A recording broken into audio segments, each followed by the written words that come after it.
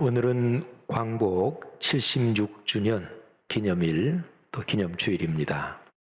1945년 8월 15일에 일본 왕이 연합군에 무조건 항복함으로써 전쟁이 끝나고 우리나라는 해방을 맞이했습니다.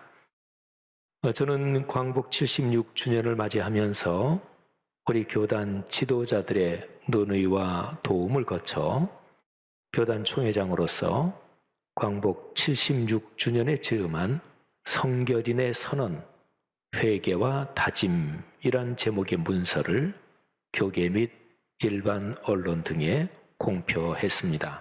오늘 제 설교는 이 문서의 내용을 중심으로 하면서 시편 100편의 말씀을 통해서 예배가 어떻게 우리 민족과 교회를 살리는지 말씀을 드리겠습니다. 하나님께서 존재하는 모든 것의 주인이시며 역사를 주관하시는 창조주이십니다.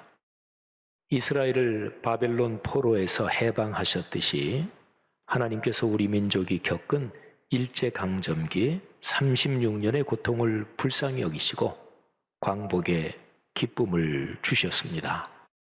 그로부터 76년이 됐습니다. 일제의 식민 강압 통치는 우리 민족과 한국 교회의 자성과 참회를 요구하는 하나님의 채찍이었고, 또 광복은 주님의 주권과 능력으로 우리 민족과 한국 교회의 자유를 허락하신 하나님의 은총이었습니다. 주님께서는 고통 속에서 신앙의 절개를 지키며 싸운 독립지사들과 또 신앙인들의 신음과 기도를 들으셨습니다. 신앙인의 역사의식은 그 토대가 아주 분명합니다. 창조와 구원의 주님이신 삼위일체 하나님의 주권과 섭리를 분명하게 인식하고 믿는 것입니다. 그러니까 그리스도인과 교회가 생각하고 말하고 행동하는 모든 것은 이 토대 위에 서 있습니다. 그렇습니다. 기독교의 가치관과 세계관과 인생관의 토대는 하나님만이 창조와 구원의 주님이시다. 그분의 주권과 섭리를 우리는 믿고 순종한다.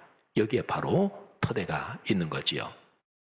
이런 믿음과 순종이 구체적으로 나타나는 것이 바로 예배, 그리고 그 예배에 따른 삶입니다. 삶이 없는 예배는 종교적 유희고, 그리고 종교적 아편입니다. 또 반면에 예배 없이 공의와 정의를 추구한다고 할지라도 결국에 가면 교만과 자만에 빠지고 또 타락하고 변질돼서 그래서 문제를 일으킵니다. 그러니까 우리 기독교적인 시각으로 보면 하나님께 예배하는, 그분만 경배하는 이 예배와 거기에서 받은 은혜, 거기에서 얻은 깨달음으로 그렇게 헌신해서 사는 거지요. 하나님께 올리는 예배는 하나님이 존재하는 모든 것의 주인이심을 인정하는 표현이고, 또 거기에 순종해서 살겠다는 결단과 고백입니다. 예배의 이런 근본 정신이 겉으로 드러나는 분위기가 감사와 찬양입니다. 오늘 제 설교 제목이 예배, 감사와 찬양 이것이지요. 그래서 예배의 근본 정신이 겉으로 드러나는 그 분위기가 감사와 찬양입니다. 주권적인 하나님의 다스리심과 거기에 반응하는 사람의 순종에서 감사의 샘이 솟고 그리고 찬양의 꽃이 핍니다. 그건 그럴 수밖에 없습니다. 하나님의 권능과 섭리가 세상의 그 어떤 권력보다도 비교할 수 없이 더 크고 높고 깊기 때문입니다. 진정한 예배는 일상과 인격의 변화로 이어지고 더 나아가서 사회와 역사를 변혁시킵니다. 이게 예배의 축복입니다.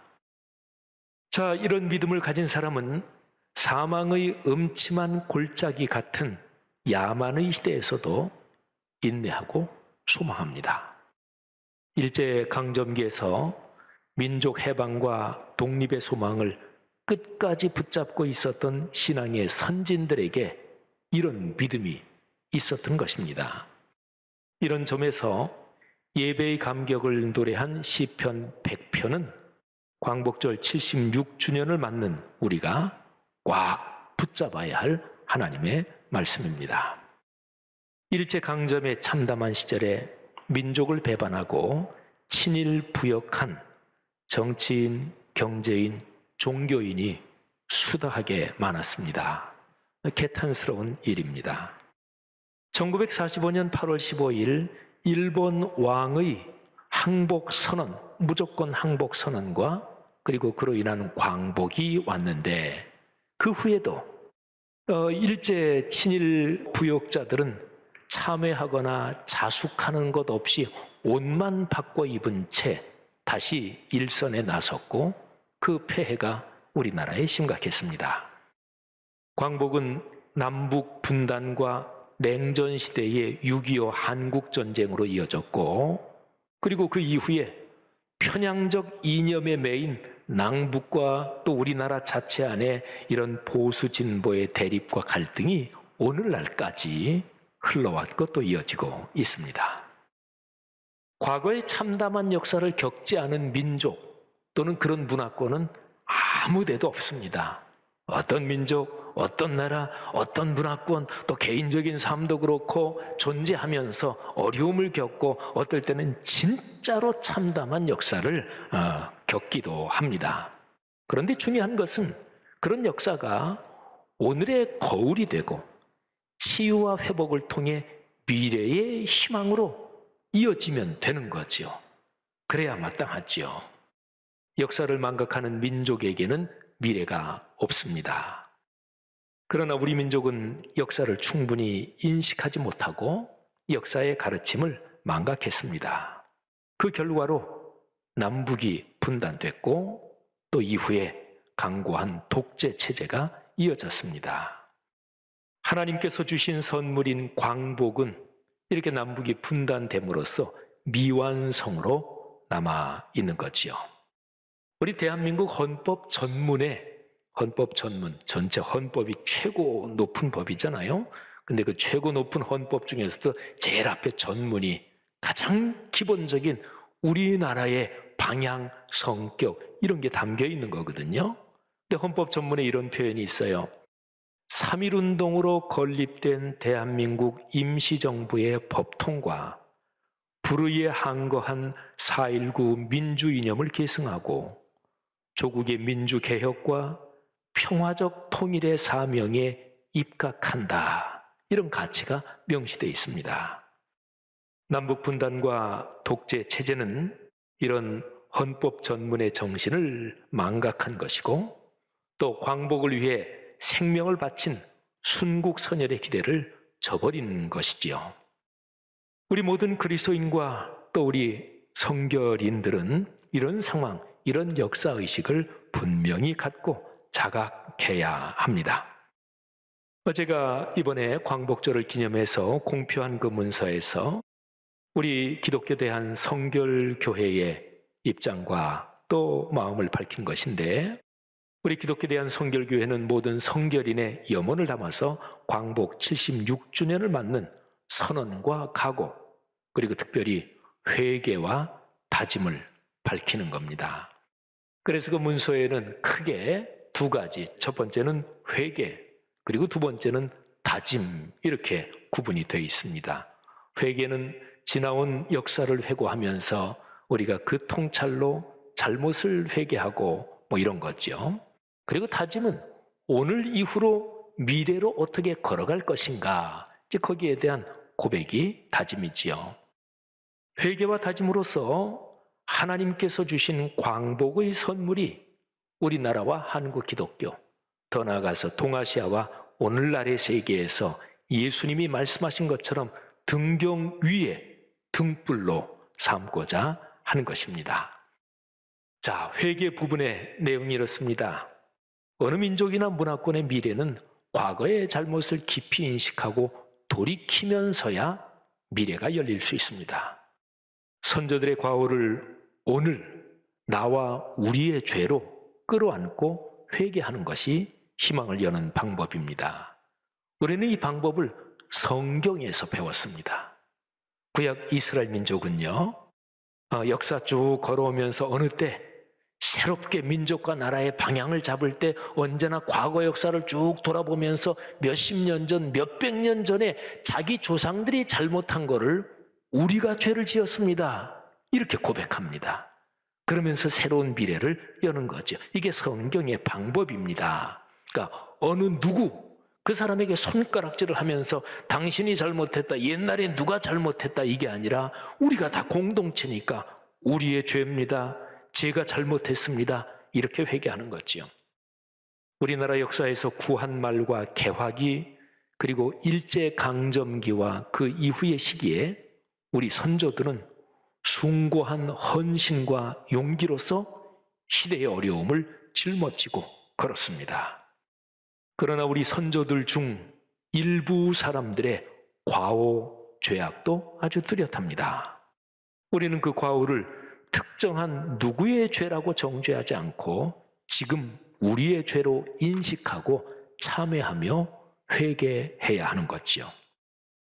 6가지 회개의 항목이 있습니다. 첫째, 우리는 일제강점기에 신사참배를 비롯한 반기독교 정책에 저항하지 않고 순응하여 하나님만이 참신이시며 그분께만 경배해야 한다는 계명을 위배한 죄를 회개합니다.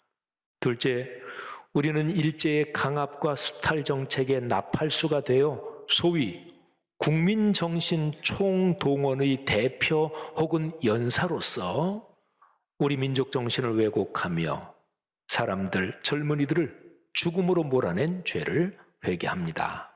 셋째, 우리는 해방 후 친일 문제를 철저하게 청산하지 못하고 이어지는 이후의 역사 흐름에서 일제강점기의 각종 폐해를 적극적으로 노력하여 해결하지 못한 죄를 회개합니다. 넷째, 우리는 해방 후 분단의 과정 및 분단된 상황에서 하나님의 말씀을 기준으로 삼지 않고 왜곡된 이념의 잣대로 서로를 비방하며 분단의 고착화에 일조한 죄를 회개합니다. 다섯째, 우리는 사회의 소금과 빛인 교회의 사명을 망각한 채 독재와 경제 불평등에 대해 유보적 입장을 취하거나 함구하고 만몬주의와 성공주의를 부추긴 죄를 회개합니다. 여섯째, 우리는 하나님의 공의와 사랑으로 사는 성결인과 기독 시민을 양육하지 못하고 우리 사회의 배타적 이기주의와 편향적 양극화의 갈등을 막아내지 못한 죄를 회개합니다. 6가지 회개에 이어서 우리가 다짐해야 될 내용이 다음과 같습니다. 남북 분단은 온 민족과 교회가 겪고 있는 가장 큰 고통이며 시련입니다. 남북 이산 가족, 전쟁의 위험, 분단 비용, 남북이 아주 이질화되는 것, 또 남쪽 공동체 대한민국 내의 갈등과 분열 등 분단의 부조리한 상황들이 많죠. 이런 상황들은 시급히 해결해야 할 공적인 사안들입니다.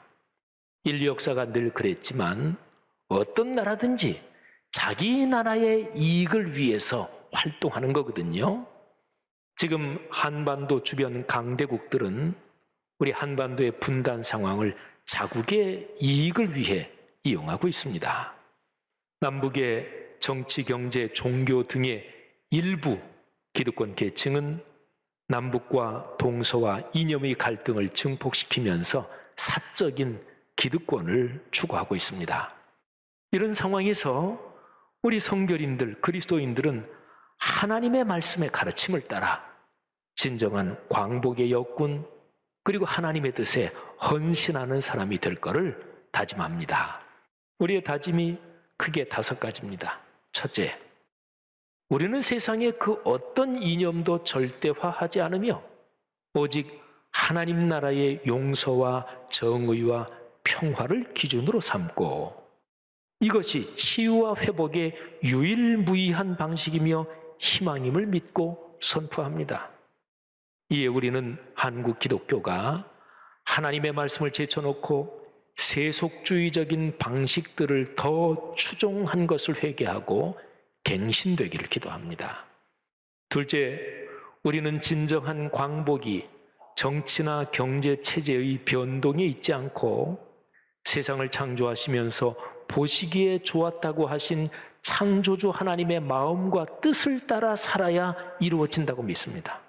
이에 우리는 유일하고 완결된 삼위일체 하나님의 계신 66권 성경 말씀의 가치관으로 교회와 사회가 바로 서는데 헌신합니다. 셋째, 우리는 일본에 대해 일제강점기 죄악의 통렬한 회개와 강제징용, 강제징집, 위안부 문제에 관해 충분히 납득할 만한 배상 및 보상을 강력히 요구합니다. 특히 우리는 일본 정부가 혐한으로 일관하여 역사를 왜곡하는 일본 자국 내 교육과 언론과 사회에 경종을 울리고 정상적인 국가로 나아가기를 촉구합니다. 넷째, 우리는 분노와 증오와 대결이 결코 하나님의 뜻이 아니며 진정한 광복을 저해하는 것임을 직시하고 용서와 화해와 일치의 모범을 보여주신 예수 그리스도를 본받아 평화적인 통일을 위해 기도하며 헌신하고자 합니다. 이에 우리는 우리 사회의 모든 부적절한 대립과 갈등에 대해 화해와 일치를 촉구합니다. 다섯째, 우리는 하늘과 땅과 바다를 하나님께서 지으셨고 그것을 돌보는 책무를 우리에게 명령하셨다고 믿습니다. 끝없는 욕망을 채우려는 무분별한 개발로 지구 환경은 이미 심각하게 파괴되었고 기후위기는 인류의 생존을 위협하고 있습니다. 이에 우리는 생태 환경의 청지기로서 하나님의 뜻을 따라 사명을 다할 것을 천명합니다. 5가지 우리의 다짐입니다.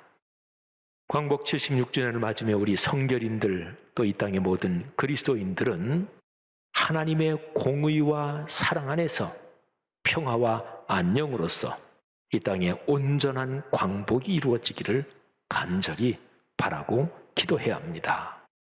이를 위해서 구약 성경 에스겔 37장 16절 17절 말씀을 꽉 붙잡고 이 말씀대로 되게 하옵소서 이렇게 선언하며 기도하며 천명합니다.